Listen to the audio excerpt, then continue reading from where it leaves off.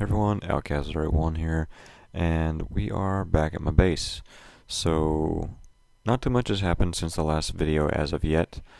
I've done a few enhancements around the base, some cleanup work, finished up some work around the base, and most of the work since the last video has been basically to the entrance here.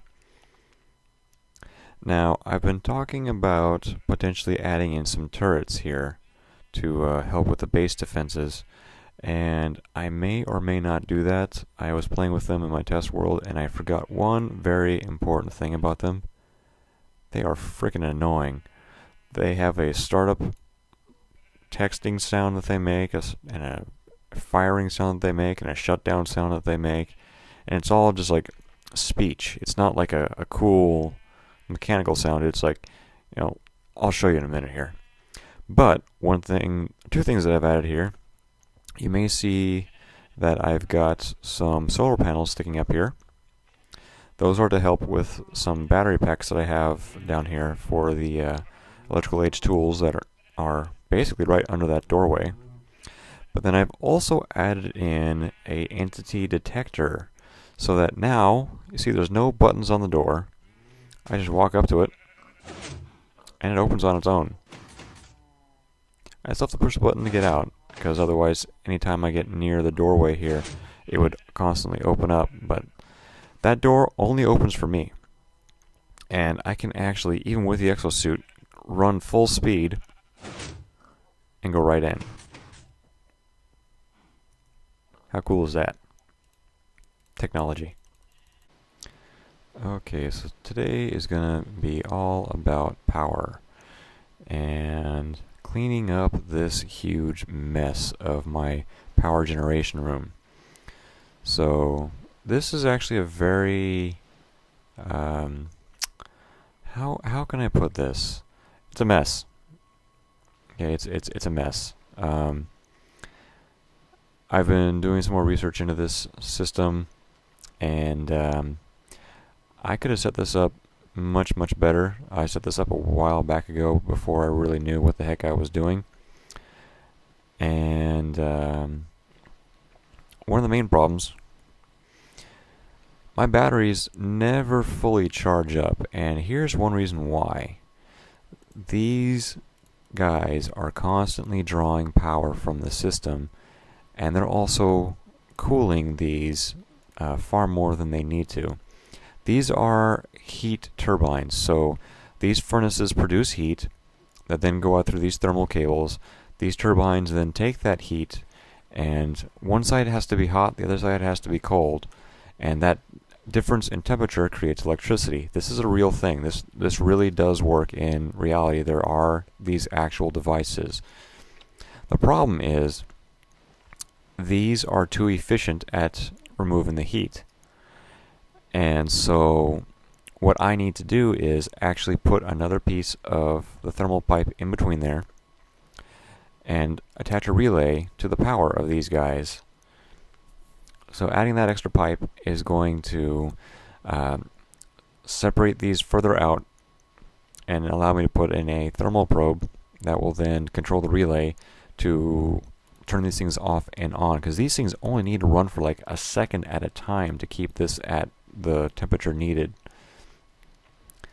And then that'll allow these guys to charge up much better. Now the problem becomes, as you can see, it's pretty crowded down here, but it's nice and open back here. So what I'm going to end up doing, I'm going to move the batteries from over there to back here.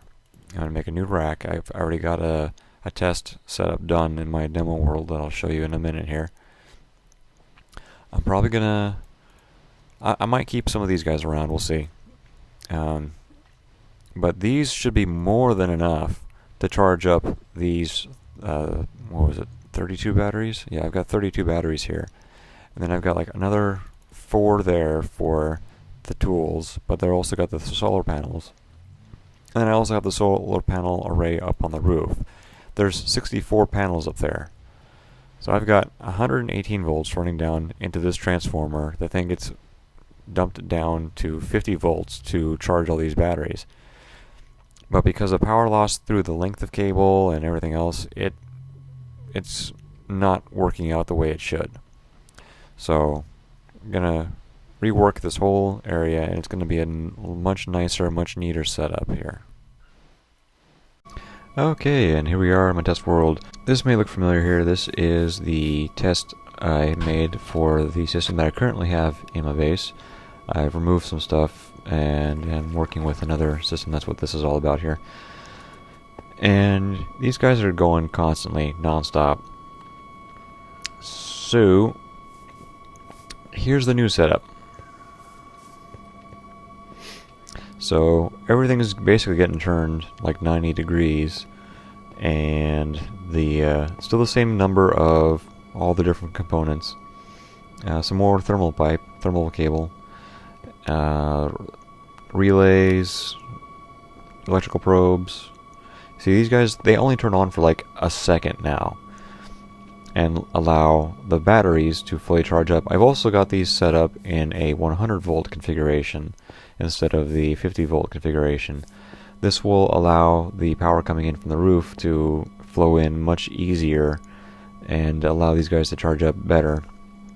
There will also be less power loss with the higher voltage.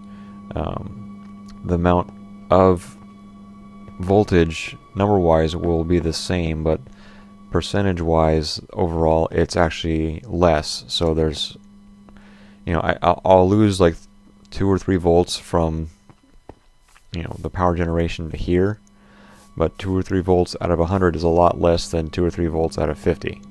So it makes a much more substantial difference in getting the final power output. And these lights are all just for putting load on the system to keep, you know, to get these to charge up. I'm also going to reconfigure these guys. This is the light power system. It wirelessly transmits power to all the lights, and I've got 2 of these in my base right now, and one for the nighttime lights, one for the daytime lights that are running all the time, and that's gonna get reconfigured as well. And it's a much nicer, much neater setup. I can easily still set up the water turbines off to the sides here if I need them, which I think I still am going to need them. And yeah, it should work out. Now over here I have a test set up for the turrets, and I'm going to very quickly show you guys exactly what is so annoying about these things. Okay, so let's go ahead and spawn some creepers here. Firing. See? There's no way to turn off that voice. Firing.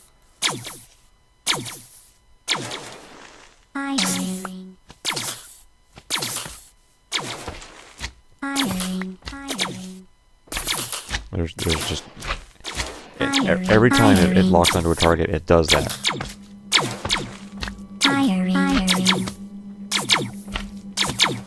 I mean, they have some good range, but to be constantly hearing that, because there's a lot of these slimes that spawn around my base, and I'm going to be hearing this constantly because of those slimes. And they only have, like, it's not even a 180 degree arc of fire. It's like 160. I mean, it's more than 90, but it's less than 180. You know, so it's a very narrow field of fire that these things can do. But, you know, it'll definitely take out whatever comes within that range of fire. It's just, like I said, if it could turn around 360 degrees, it definitely would be more worth it. And that creeper's eyeing me. He's shot now. So 4 shots kills the creeper. So I'm still debating on these guys. Now, one more thing that also makes this kind of reluctant to do. These things take 800 volts. That's why. So I've got these current-oriented batteries set up in an 800 volt configuration. Or excuse me, I got these set up in 200 volts. And then going through a transformer that bumps it up to 800. It's a lot of battery power. That was at 100%. It's now back down to 91. Continuous fire of those things takes a lot of power. And these things, you know, I may be able to run it all off that one system and just have it charge up as needed. But at the same time, just the fact that they make such an annoying startup sound, firing sound, and Shutting down. really? I mean, they look kind of lame.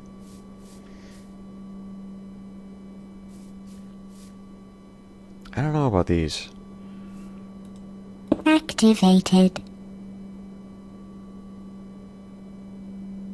I don't know where the guy got the sounds for this thing. I know the guy that made this mod is French. So where he got these sounds, I don't know. I don't know if just one of the guys that he's working with made him the sounds. But it's actually really annoying. If I could turn off the sounds, it would be much, much better. So yeah, I'm still debating on this. But all of this would have to be hidden in the walkway area into the base, because these need to be as close as possible to the turret to maintain full power. And yeah, so we're still debating on this one.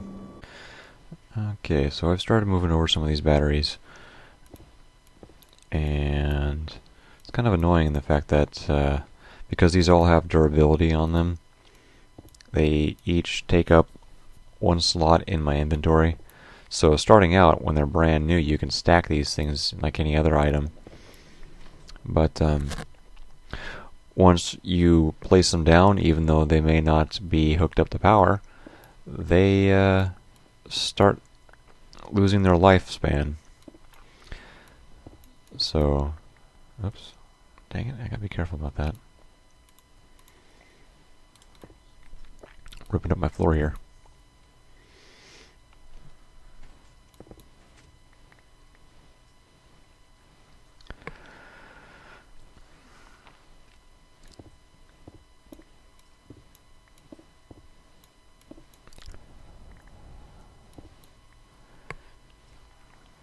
Alright, and you can see just how cluttered this whole area is.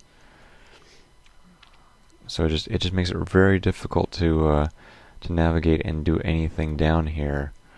I got to do this kind of quickly too, just because when nighttime falls, I will have just lost a substantial amount of my base's power, and that's never good.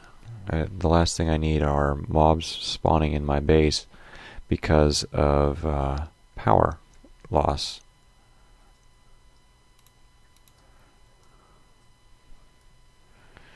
Alright, last two batteries for the bottom level.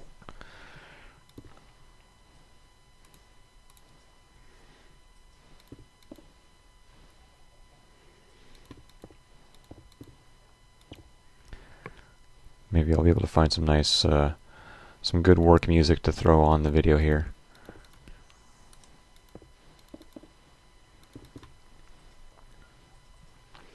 Now you may have remembered that in my test world I had this one opening in between the batteries. It was because of this pipe. That's why that hole was there. Okay, and there's the line coming in from the roof.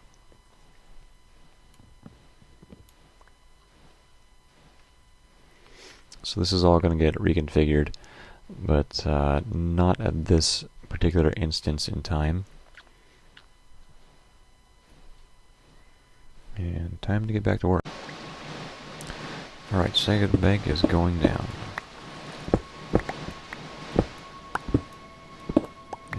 Along with part of my wall.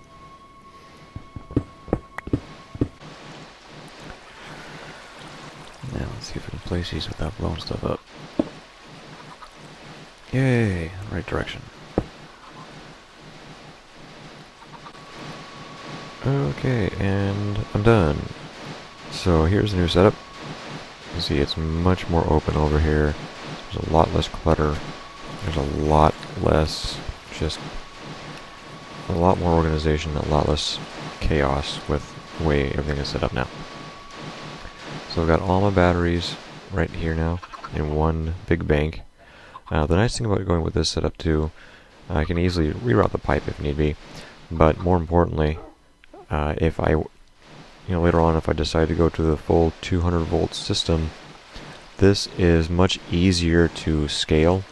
I can just either make more batteries and reposition them back here to get to the 200 volt system, or add on to it. So it's a lot easier to upgrade the system and make more power from it if need be. I have added in a number of the lights, the lamp supplies. So these two control all the normal daytime lights, and these two control all the nighttime lights. I had to split up the load between the systems, because if we take our voltmeter here, 21.9 amps on that one and 17 on that one. The wire is rated for 20 amps. So I'm kind of exceeding the limit of what the wire is supposed to be rated for. Now I've got, since there's one line running in right here, another line running in right here, it is distributing the load between the two systems. So that's working out to balance things out. It's just the way that these work, it's not an even distribution. It's whichever lights are closer to that unit. So me placing it kind of in the middle divide here, this one is taking everything on that side, this one's taking everything on that side. And since there's more lights out front, this one is using more power. Kind of the same deal with these two. So, because it's not completely centered on the system, one side is hooked up to more than the other. And if I put one on top of the other, then the one that's above would take all of the lights. The one below wouldn't link up to anything, because there's no lights down below that link up to the system. So it's kind of a trade-off, but it's reduced the power. I tried putting a third one out here for the main power for the lights, and the middle one it didn't link up to anything at all. So what I probably would have to do is put like one at each corner, since this is centered on 4 different chunks. That might be able to work to link it up to it basically split the base up into 4 quadrants. And that might be something I have to do later on. I don't really see myself adding too many more lights at this point, so that probably won't be necessary, but we'll see what happens in the future. And you can see where we are. I got that set to percentage, that's displaying wrong. Config voltage for display, there we go. So we are making full power. The system is going here, and yeah, so we're doing good here. The batteries are all charging.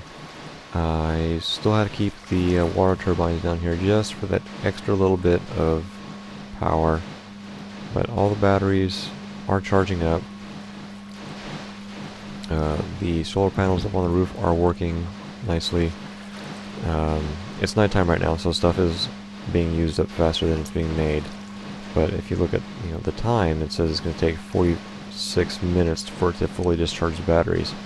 We're not going to be here for 46 minutes. Nighttime lasts 10 at most. So, I accomplished the task that I said I was going to do. Yay. Alright. So, thank you for watching. If you guys have any questions or comments, please leave them below. And if you like what you saw, please hit the like button, subscribe. Let me know what you think. Let me know what you don't like, what you do like. And I will see you guys later.